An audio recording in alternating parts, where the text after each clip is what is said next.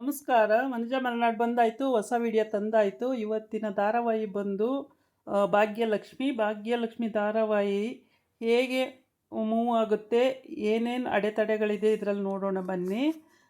ಮತ್ತು ಅದಕ್ಕೆ ಮುಂಚೆ ನೀವು ನನ್ನ ವಿಡಿಯೋ ಫುಲ್ಲು ನೋಡಿ, ಎಲ್ಲೂ ಸ್ಕಿಪ್ ಮಾಡಬೇಡಿ. ಈ ಕತೆ ಫುಲ್ಲು ಅರ್ಥ ಆಗುತ್ತೆ. ಇವತ್ತಿನ ಸಂಜೆ 7 ಗಂಟೆ ಎಪಿಸೋಡ್ ಇದು. ಮತ್ತು ಇಲ್ಲಿ ಆದಿ ಅವನದು ಬಿಸ್ನೆಸ್ಸು ಅವನು ನೋಡ್ಕೊಳ್ತಲೇ ಇರ್ತಾನೆ. ಆದರೆ ಅವ್ರ ಅತ್ತೆ ಮೀನಾಕ್ಷಿ ಇದ್ರ ಬಗ್ಗೆ ತುಂಬಾ ಅಂದರೆ ಆದಿನ ಭಾಗ್ಯ ಬಂದು ನನ್ನನ್ನು ದೂರ ಮಾಡಿಬಿಟ್ಲು ಅನ್ನೋ ಹಾಗೆ ಬಿಹೇವ್ ಮಾಡ್ತಾಳೆ. ಆ ವಿಷಯ ಅವನಿಗೆ ತುಂಬಾ ಇರಿಟೇಷನ್ ಆಗ್ತಾ ಇರುತ್ತೆ. ಆಮೇಲೆ ಇಲ್ಲಿ ಭಾಗ್ಯ ಮಾಡಿರೋ ಅಂಥ ಡಿಸೈನ್ನೆಲ್ಲನೂ ಅರ್ಧ ಹಾಕಿ ಮತ್ತು ಅದು ನೆಟ್ಟಿಂಗ್ ಮಾಡುವಂಥ ಫ್ರೇಮನ್ನೆಲ್ಲ ಮುರಿದಾಕಿ ಎಲ್ಲ ರಂಪಾಟ ಮಾಡಿಬಿಡ್ತಾಳೆ ಹುಚ್ಚಿ ಥರ. ಅದು ಎಲ್ಲ ಭಾಗ್ಯ ಬಂದು ನಮ್ಮ ಮನೆ ಹಾಳು ಮಾಡಿದ್ಲು, ಹಾಗೆ ಹೀಗೆ ಇವಳಿಗೆ ಏನು ಮನಸ್ಸಿಗೆ ಬರುತ್ತೋ ಅದೆಲ್ಲ ಹೇಳ್ಕೊಂಡು ಆ ಥರ ಮಾಡ್ತಿರ್ತಾಳೆ. ಅದನ್ನು ಆದಿ ತಮ್ಮ ಬಂದು ಅತ್ತೆ ಅಂತ ಏನಕ್ಕೋ ಮಾತಾಡ್ಸೋಕ್ಕೆ ಬರ್ತಾನೆ. ಮಾತಾಡ್ಸೋಕ್ಕೆ ಬಂದಾಗ ಇವಳು ಹುಚ್ಚಿ ಅವತಾರ ತಾಳ್ಕೊಂಡು ಎಲ್ಲ ಹಾಳು ಮಾಡ್ತಿರೋದನ್ನು ನೋಡಿಬಿಟ್ಟು ಅವನಿಗೆ ಒಂಥರ ಶಾಕ್ ಆಗೋಗುತ್ತೆ. ಮೀನಾಕ್ಷತೆ ಏನಕ್ಕೆ ಹಿಂಗೆ ಮಾಡ್ತಿದ್ದೀರಾ ಅಂತ ಕೇಳ್ತಾನೆ. ಹೋಗೋ ಈಗ ನೀನು ಸುಮ್ಮನೆ, ನಿನಗೇನೋ ಗೊತ್ತಾಗುತ್ತೆ, ಹೋಗೋ ನೀನು ಆಚೆ ಹಾಗೆ ಅಂತ ಅವನಿಗೂ ಬೈತಾಳೆ.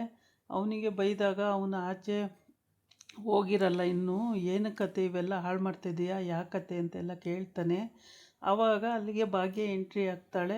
ಭಾಗ್ಯ ಎಂಟ್ರಿ ಆಗಿ ಅದಕ್ಕೆ ನೀವು ಮಾಡಿರೋ ಅಂಥ ಡಿಸೈನ್ ಎಲ್ಲನೂ ಮೀನಾಕ್ಷತೆ ಹಾಳು ಮಾಡಿ ಹಾಕಿದ್ದಾರೆ, ಮುರಿದಾಕಿದ್ದಾರೆ, ಎಲ್ಲ ಹರಿದು ಹಾಕಿದ್ದಾರೆ, ಎಲ್ಲ ಹಾಳು ಮಾಡಿದ್ದಾರೆ ಅದಕ್ಕೆ ಅಂತ ಹೇಳ್ತಾನೆ. ಆವಾಗ ಅವಳಿಗೆ ಬೇಜಾರಾಗುತ್ತೆ.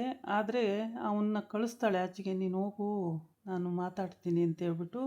ಆಮೇಲೆ ಅವನು ಆಚೆ ಹೋಗ್ತಾನೆ. ಭಾಳ ಬೇಜಾರಾಗಿ ಇದನ್ನೆಲ್ಲ ನೋಡಿ ತುಂಬಾ ಫೀಲಿಂಗ್ ಮಾಡ್ಕೊಳ್ತಾನೆ. ಏನಕ್ಕೆ ಈ ಮೀನಾಕ್ಷಿ ಅತ್ತೆ ಹಿಂಗೆಲ್ಲ ಮಾಡ್ತಾರೆ, ಇವ್ರಿಗೇನಾಗಿದೆ ಅಂತ ಹೇಳ್ಬಿಟ್ಟು. ಆದರೆ ಅಷ್ಟೆಲ್ಲ ಮಾಡಿದ್ರೂ ಈ ಭಾಗ್ಯ ಒಳಗೆ ಬಂದು ಅವನ್ನ ಕಳಿಸ್ಬಿಟ್ಟು ಬೋರ್ಟ್ ಹಾಕ್ಕೊತಾಳೆ. ಬೋರ್ಟ್ ಹಾಕ್ಕೊಂಡಾದಮೇಲೆ ಅವಳು ಭಾಗ್ಯ ಒಳಗಡೆ ಬಂದು ಮೀನಾಕ್ಷಿ ಅವತಾರನ ನೋಡ್ತಾಳೆ. ನೋಡ್ಬಿಟ್ಟು ಅವಳಿಗೂ ಶಾಕ್ ಆಗುತ್ತೆ.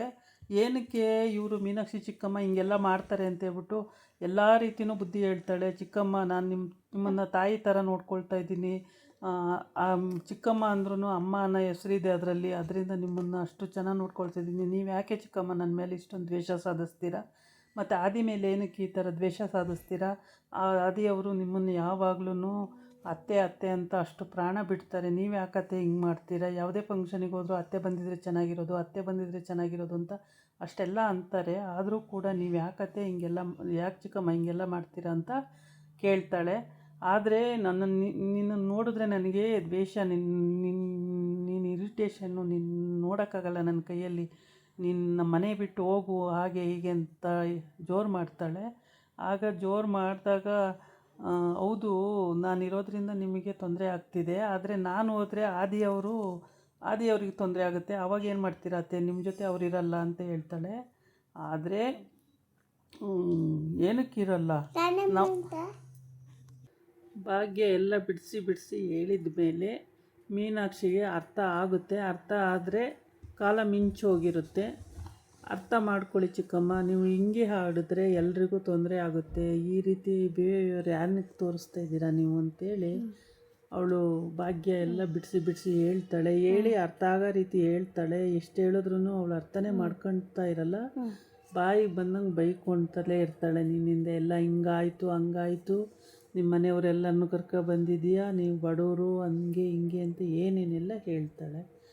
ಆದರೆ ಅಷ್ಟೆಲ್ಲ ಹೇಳಿದ್ರೂ ಭಾಗ್ಯ ಬೇಜಾರು ಮಾಡ್ಕೊಳ್ಳೋದಲ್ಲೇ, ನನ್ನ ಆಸೆ ಅಲ್ಲ ನಮ್ಮ ಮನೆಯವ್ರನ್ನ ಬರೋದು, ಆದಿಯವರ ಆಸೆ. ನಾನು ಯಾರನ್ನೂ ಬೇಡ ಇಲ್ಲಿ ಬರೋದು ಅಂದರೆ ಆದಿಯವ್ರು ಕೇಳ್ತೀರಾ, ಎಲ್ಲರೂ ಇಲ್ಲೇ ಇರಲಿ ಅಂತ ಅವ್ರ ಆಸೆ ಇದೆ.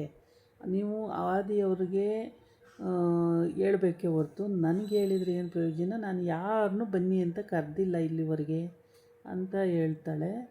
ಆವಾಗ ಆದಿಗೆ ಹೋಗ್ಬಿಟ್ಟು ಕಿಶೋರ್ ಹೇಳ್ತಾನೆ, ನೋಡು ಅಲ್ಲಿ ಅತ್ತಿಗೆಗೆ ಮಾಡಿರೋ ಅಂಥ ಡಿಸೈನ್ ಎಲ್ಲನೂ ಮೀನಾಕ್ಷಿ ಅತ್ತೆ ಪೀಸ್ ಮಾಡಿ ಹಾಕಿದ್ದಾರೆ. ಬಾ ನೋಡು ಕೇಳು ಅಂತ.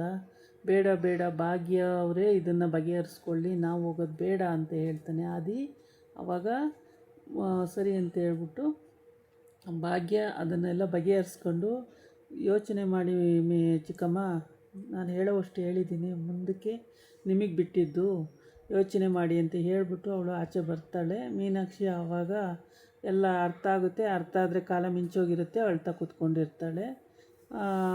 ಏನೂ ಮಾಡೋಕ್ಕಾಗಲ್ಲ. ಆವಾಗ ಎಲ್ಲ ಮೀರೋದ್ಮೇಲೆ ಎಟ್ಕದಕ್ಕೆ ಏಣಿ ಹಾಕ್ದಂಗೆ ಆಗುತ್ತೆ. ಯಾರು ಅವಳಿಗೆ ಇವಾಗ ಬೆಲೆ ಕೊಡಲ್ಲ, ಒಂದು ಬೇಜಾರು ಮಾಡ್ಕೊಳ್ತಾರೆ. ಹೀಗಾಗಿದೆ ಪರಿಸ್ಥಿತಿ. ಇದಾಗಿತ್ತು ಇವತ್ತಿನ ವಿಡಿಯೋ. ನಾಳೆ ಇನ್ನೊಂದು ವಿಡಿಯೋ ಜೊತೆ ಬರ್ತೀನಿ. ನಮಸ್ಕಾರ. ಬಾಯ್.